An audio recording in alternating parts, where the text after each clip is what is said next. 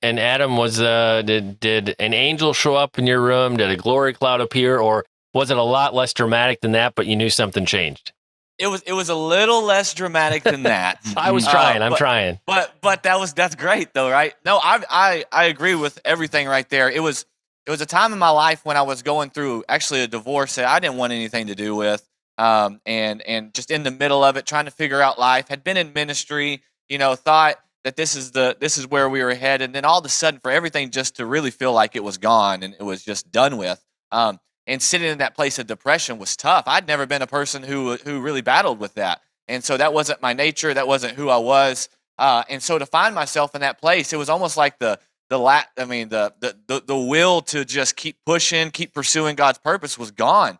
And so that was different for me. And I remember just working a job. I worked 3 to 11. I was working shift work at a store, and I'd shut down the store at 11 o'clock, and I'd go back to my house, and I'd just hang out by myself and wait till 3 o'clock the next day. And that was just kind of my life. It was just pay the bills as I could and just exist, and really, really not pushing towards anything. And I remember I didn't know my dad was praying for me. I figured he was because he's always a praying man. But I remember one day waking up, and this is no exaggeration. I woke up, and it was like the fog had lifted, the clouds had been removed. I lived in Seattle, Washington for about 3 years. And so in the fall, in the winter time, when those clouds sit on you.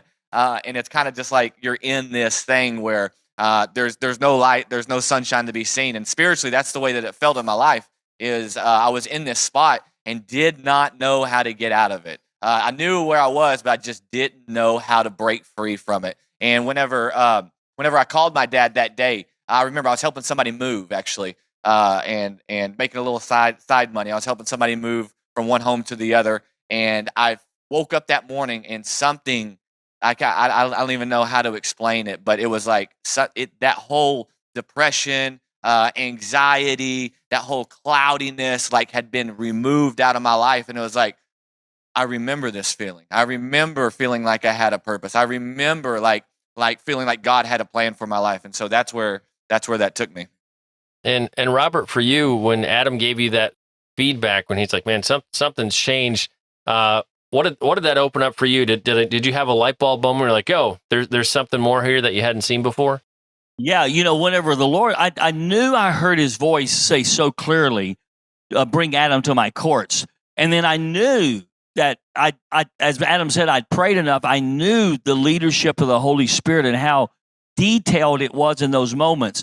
But then to hear the testimony, it was like, wow, this court of heaven thing is real. Because I knew that for 2+ years, I had been trying to get Adam, pull him out and trying to get him back into life and all that. And it wasn't, obviously that he was evil or in a wicked place, nothing like that. It was just nothing would reach him. I couldn't reach him. And Adam and I have always had this very intense, intimate relationship, but I couldn't reach him. I couldn't reach him at all.